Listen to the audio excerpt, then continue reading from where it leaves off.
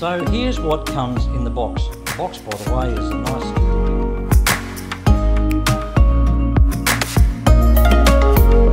We're ready now to start cutting some foam and getting on with the build. Before we do that, a suggestion I have is just to go back to the location on your computer where you downloaded the plans from RCPowers and print off in A4 size a copy of the plans, just so that you can keep an eye on what it all looks like, and it will also help you just to visualize where some of the score lines are cut. A useful tip that I've found helped me a lot. The other tip that I would offer is to get a really sharp blade for this cutting phase, and in fact all of your model building. I've used large and small ones. I find the little one works just fine. The trick here is to keep the blade nice and sharp by just snapping off the points regularly. I would go through 2 or even 3 blades in a standard build. The other thing is a couple of steel edge rulers. Don't just eyeball this. You can do it with a bit of practice, but I always find you get a better result with a steel ruler, and I've got really large ones down to this little small one, which is what I'm going to use now along with this small cutter. Here is the foam that comes in the RCFoamFly kit. I'm ready to cut out the last of the parts on this sheet. I've already done the other 3 sheets, and I'm not exaggerating when I tell you that I took exactly 3 minutes to cut out 3 sheets worth of parts. That's a saving of a couple of hours right there for me.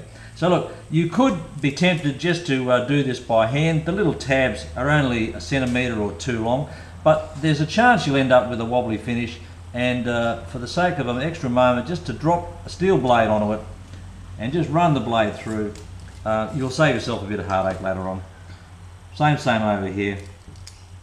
It's all about the accuracy of your cutting, as I've said earlier, and the last one just there. Okay, there it is. It's done. This, for me, is proof of the validity of the idea of pre-cut foam kits that RCFoamFly is producing. And we're now ready to get on with the rest of the cutting and the build. With the cutting finished, it's time to start gluing some things together. Here are the 2 main wing plates, and this is where I always start with my RCPowers planes. The parts in this case are in 2 components, and we're going to glue these together here. And I always suggest that you would use some epoxy to make that nice and strong. You could use another form of glue, but that's what works for me. Now, what I'd do first in this case is just put down a strip of tape just to protect my work surface, because I'm going to be slopping a bit of glue around. That's just going to sit there like that. And I'm going to glue these together on one side, make a hinge. Alright, I've just pushed the 2 pieces together and glued them in the 2 joints, making sure the 2 pieces are well connected. And then that creates a hinge, as you can see here. And this is where I'm going to apply my glue. So I'll just mix some glue up, and then we'll get that into that slot. Alright, I've got my glue mixed up. It's 5-minute epoxy. You don't need a great deal, and to apply it I just use a little wooden stick, popsicle stick. Pick up a packet of those from the dollar store for a couple of bucks. The key thing is to make sure that you get an even amount. If you overdo it, that's no matter. We can always just scrape that off.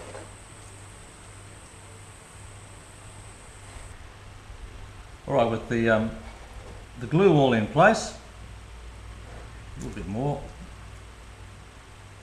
we can then fold this thing up and let it start drying. I'm using 5-minute epoxy. That works just fine. If you want a super strong bond, you can use a 30 or a 90-minute epoxy, but this works fine for this purpose. Okay, so there we go. A little scrape with a spare piece of foam just to remove the excess. And then I will usually place a couple of pieces of masking tape down like so, and on this other joint, and then I'll pop a little weight on there, just like so, and that just keeps it nice and flat. Make sure our wing plate is flat, and look, I normally leave that for 30 minutes, get a cup of coffee, or go on with another part of the modelling, and then it'll be set up and we can keep working on this part and other parts of the model. I'll just show you a little tip that I've picked up by accident in the process of building 3 or now 4 RCPowers F-18s. On the 2 wing plates here, while you're gluing them together or subsequently putting in the carbon fibre spar, it's possible to get these out of line because these can flex. Do you see how the whole of the front here can move in and out?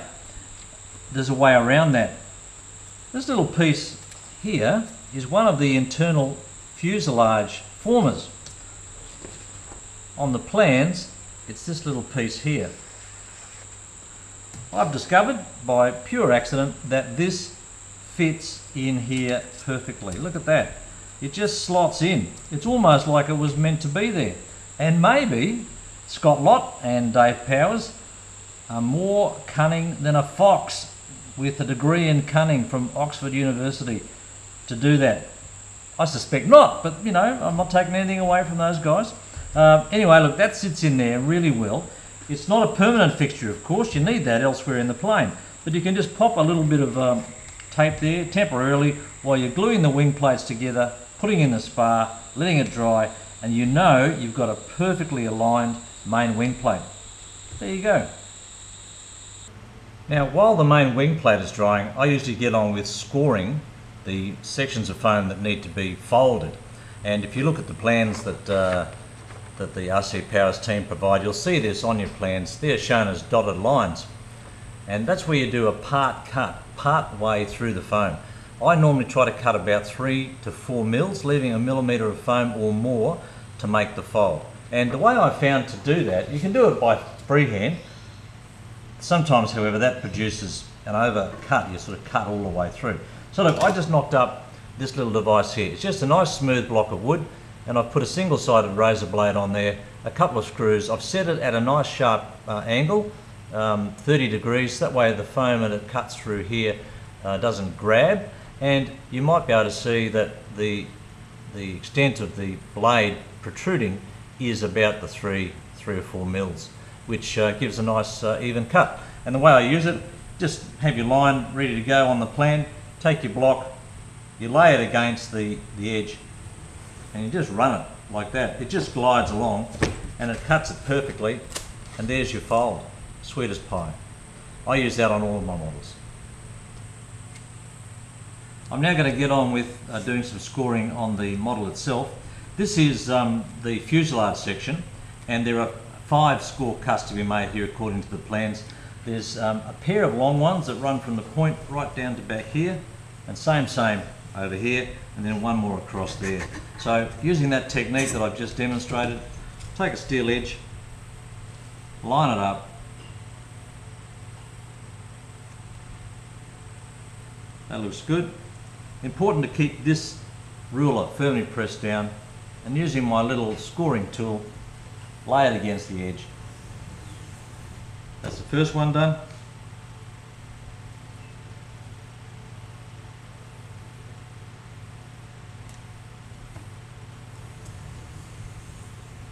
There's the second one, and so on. It really does take the stress, such as it is, out of trying to cut those score lines by hand. And one more and we're done. On the main cuts, there's one small one to come at the back there. There we go. And the last little one is just across the base there. Alright, now I'm not going to break those just at the moment. It's tempting to do that, but I'm going to come back and put some tape and a little bit of glue on the back just to reinforce those folds, and I'll show you how to do that in the next segment. Now that I've got the score cuts made where I need to place them, I flipped the piece over, and just to help me visualise where they are for the next phase, I will sometimes just again put the ruler down, grab a Sharpie, and just put a couple of little dots along the way.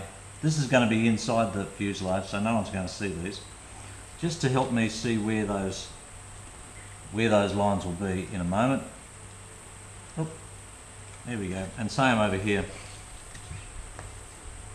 What we're going to do here is run some tape and some glue along what will become the inside of the fold. And this is important because although there is some strength in the shape of the folded foam, it really does need some internal reinforcement, and that's what we're doing here. So there are those lines there. I know the other one's going to go across here, so that's fine. Now what you can do, you can reinforce this in a variety of ways. You could use some clear packing tape. That'll work fine. That is not as strong as perhaps some other ones. You can get extreme tape. That might work better. You can also use a fiberglass reinforced tape like that one. I've used that before. That's okay. I live in a hot climate, and I find though that sometimes the glue softens in the heat when you're out at the field and they peel off, which isn't a good look. What I've been doing lately is using a fiberglass drywall mesh. You can obtain this from your hardware store, and this is used to repair drywalls. Who'd have guessed? What you do is you lay some of that down, and then I slop in some of this glue here. It's called foam tack. You can use this to build your whole plane. It really is a fantastic resource. Here in Australia, you can't buy it. I have to get this in from the US, which adds to the price, but it really does work well. You can use other glues, and indeed a glue that is sold by the RCFoamFly team. It's called UHU-POR, UHU-POR glue, and that does work as well. I just prefer this one, and I've got a few bottles on the rack ready for use. So all one does is, using the lines, measure out a length. You can always trim this later. The idea is just to make sure you've got enough there to overlap both those cuts. Smooth it down, trim it off, and then I'll just do one side to show you what I'm talking about. I'll come back and trim that momentarily, but right now I'm just going to grab some of my glue, and we're just going to lay that on, and we're going to try to provide an additional adhesion. There is a little bit of glue in that drywall mesh which makes sticking it on good, but don't be fooled, that's not enough. You do need to add something else to it.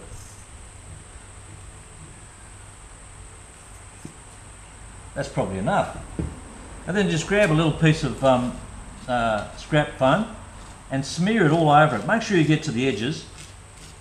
Don't worry about these parts that are covering up the holes, we'll deal with those.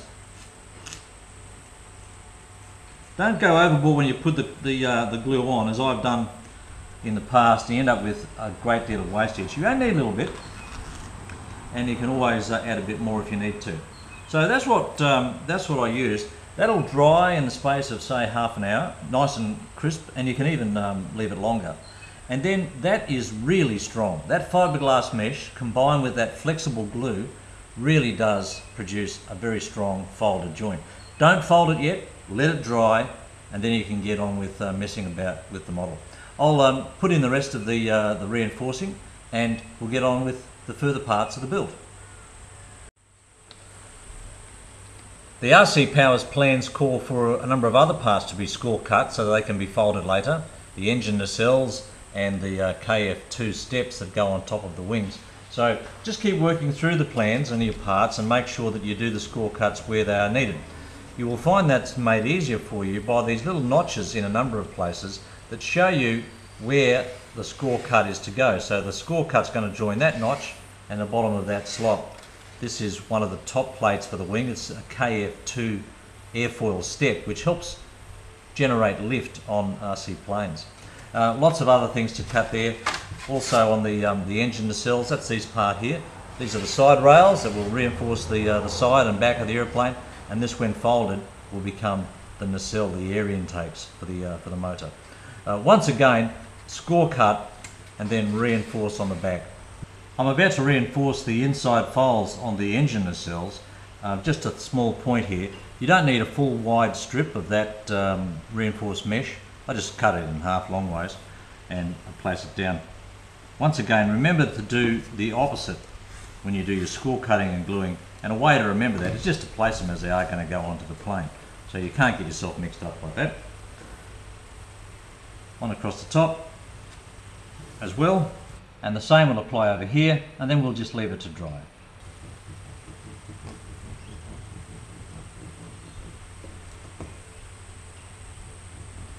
The section I'm doing now is the KF2 step that will glue onto the top of the wing. And the reason there's a reinforcement here is that the front of that piece folds down at an angle and is fixed there. It acts as a, it's called a front flap in some ways, a fronteron I've heard it called. A leading edge fixed slat is another way of describing it. It's all about providing a smoother airflow and helping to channel the wing over the air over the top of the wing. And this is also prone to get a few knocks near the end of the wing here when the plane's completed and you're flying it. So this reinforcement is particularly important on the top KF2 step. I'll just point out to you one other little thing I've picked up. This piece here will become the canopy when it's scored and folded. The cutting process is very accurate, but it hasn't quite come all the way in to a sharp point here, and this is really important. Not so important elsewhere, but it's important on this part. The point has to come back so that it's level with that little slot there. And so I've already done that one there. I've just chopped that out. Just grab yourself your blade. You can freehand this and just cut those points out so that it's like that. And do the same on these ones down the bottom here. Just a small adjustment to the model. Now that I've adjusted those little points to make them nice and sharp, I'm just going to add the score lines. Look, you can do this small part by hand, and you're not going to do yourself any great harm. But once again, just for the sake of precision, I like to use my little tool, and just here at the front of the canopy, make sure you just run that slice right across the back of that little slot and down the sides. This will give you a nice sharp fold and a nice neat looking canopy. One of the first things you see on the plane, which is nice to have square and precisely done. Once again, I'm going to reinforce the back here in the same way that I showed you on the part of the fuselage with the drywall mesh. While we're finishing off the score cutting, the plans call for a little part cut for the hatch line on the top of this long pointed piece. That's the top of the fuselage. I don't cut that at this stage. When you come to put the fuselage together, this all goes on as a one piece, and I have found that I often accidentally break off that piece to give me a ragged edge. Even though it's score cut, it will break if you give it a bit of a nudge, and you're likely to do that in the construction phase. So my tip is leave that top fuselage hatch hinge alone for the moment. Don't put the score cut in. We'll get to that later. There is one other thing I'll point out about the RCFoamFly kit, and that's that it comes with 4 vertical stabilizers. You might well ask why, seeing we only need 2. Well, they've given you some choice. If you don't want to have activated rudders, you use these pieces, which have the rudder just as part of the foam segment. If you do want to articulate your rudders, you use this piece here. And of course, they've provided the rudder there, and that just slots in like so. Now, I will point out one other thing that I think is very clever about this kit. Say you were to cut the rudder out of this piece here, in order to make sure it doesn't catch as the rudder swings back and forwards, you would need to cut a little extra piece off the bottom of the rudder. Well, the kit comes with that already done for you. That's a great time saver. I mean, little things like that I think show a great deal of thought. The other thing to point out about the vertical stabilizers is that you mustn't forget that a score line is required across the bottom of this tab here. That allows this little part here to fold and engage with the edge of the airframe to make a really firm hold for the vertical stabilizer. I'll show you how to do that later in the build.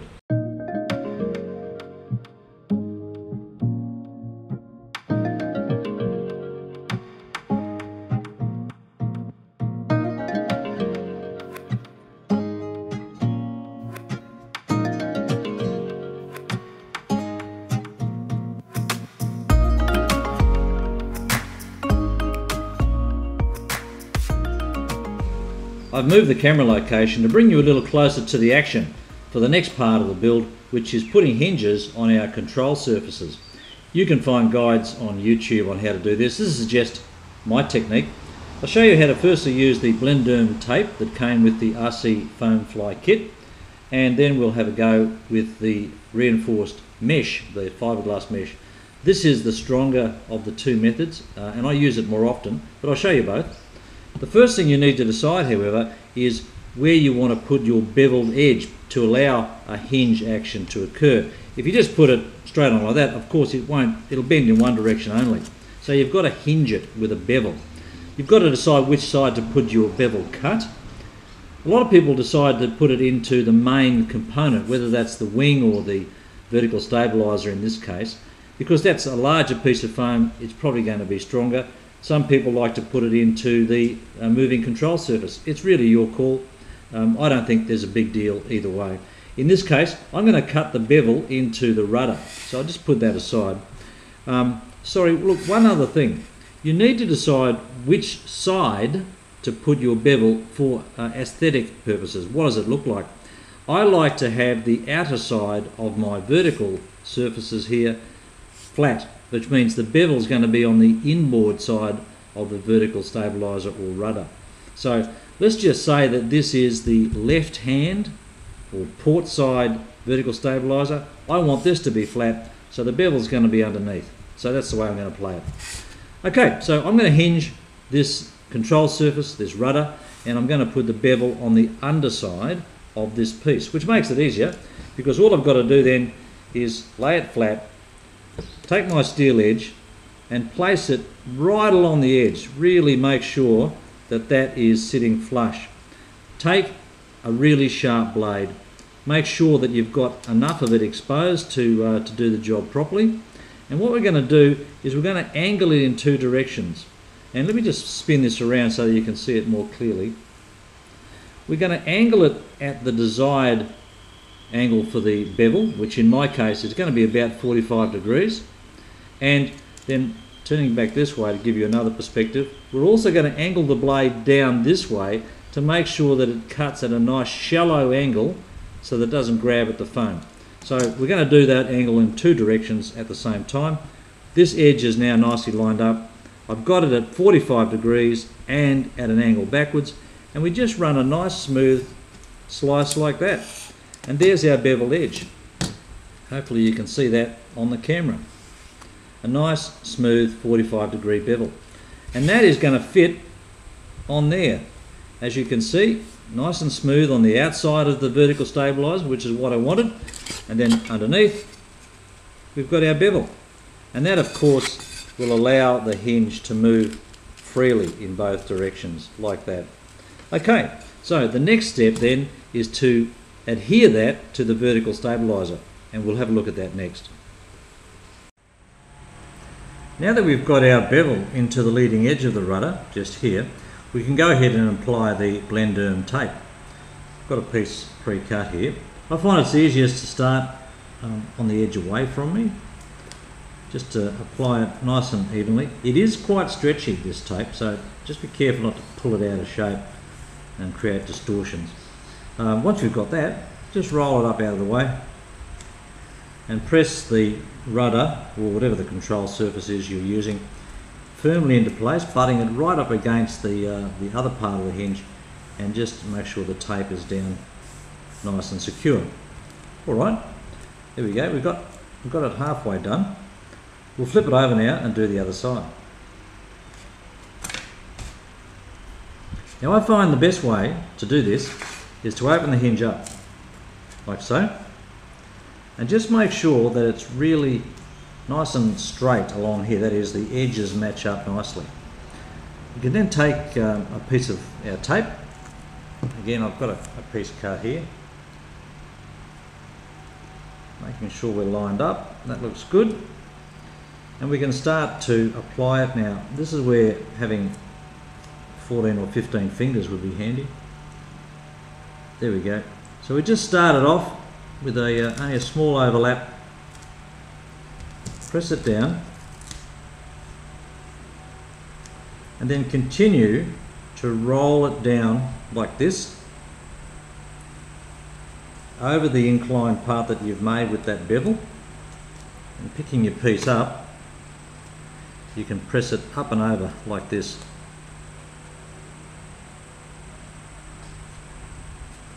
Just roll your finger over.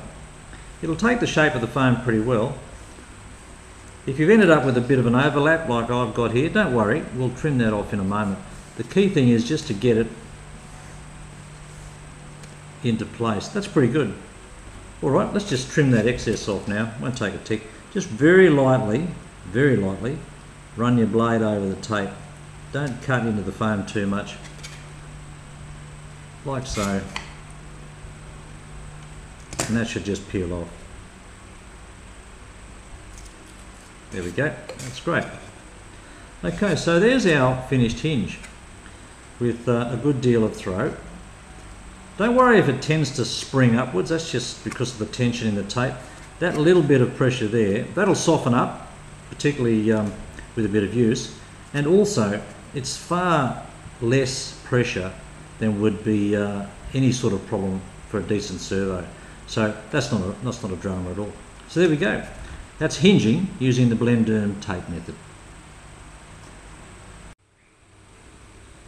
I'm now going to use the drywall mesh to articulate the other rudder. Remembering what I said earlier, I like to have the bevel on the inside so the outside of the plane looks a bit more attractive. So that means that this is the inside of this vertical stabilizer. The bevel needs to come onto this side. So to use the same method I used prior, I'm just going to flip it over and cut that bevel. It's the same deal as last time. Just line it up along the edge. Make sure you're nice and straight. Press down firmly. Remember, blade at an angle in two directions to give us a nice bevel and a smooth blow of the blade. And we're good to go. There's our beveled edge. Once you've got your bevel cut done to your satisfaction, we're going to go ahead and put on some of this drywall mesh. I'm only putting it on the outside because that's where I think it looks better. If you were building a plane where you thought you wanted extra strength in the hinge, and I'm thinking here of the elevon part of the plane, that's the part that's going to move more than any other control surface on the plane. And particularly if you've got a beefy motor, like say on the MiG-29, RCPowers MiG-29, I did reinforce the elevons to make sure they weren't going to come off. But for a surface like this, the rudder and even the ailerons, you don't really need to double up with the drywall mesh. It's plenty strong just as it is. So with that in place, I just now get it so it's in position like so. Keep it pressed in and then just give it a little press down. This is why the impregnated glue that comes with the drywall mesh is handy, because that's holding it there just while I get sorted out. And the next step for me is just to get my glue and give it a smear as I've done on the previous examples.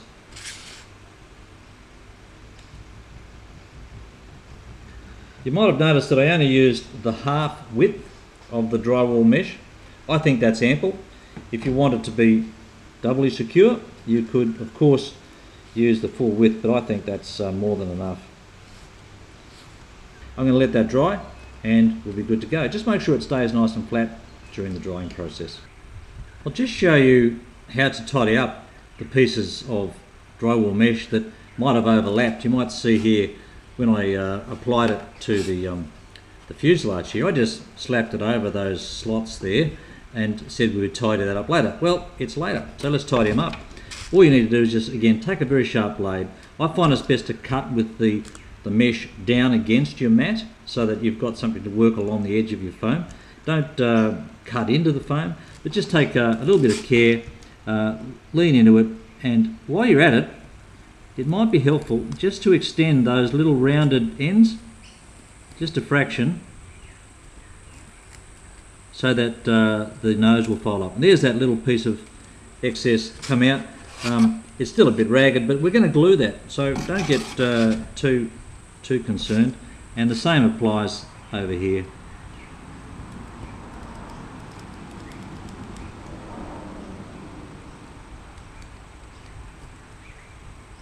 Whoops, messed that up. There we go. And there's that little extra piece that we don't need. And continue that on the rest of the model. You don't need to worry about it in this section, in these sections too much. Just roughly cut it and you'll be fine. Alright, now while I've got this piece here, I'll just show you something else, how you can use this drywall mesh. Don't be concerned if you break a piece in handling it during the build process. That's exactly what I've done here. Can you see that? Oops. I just got a bit excited and grabbed it without looking and broke it off. That's an easy fix. Even if it snaps right off, you can still repair it fairly easily. I'm just going to put a little bit of glue in there and then reinforce it. So let's just grab some of this foam tack again, or any other glue you like. If you wanted to be extra strong, you could put hot glue in there, or even some 5-min epoxy. I'm just going to put that over there.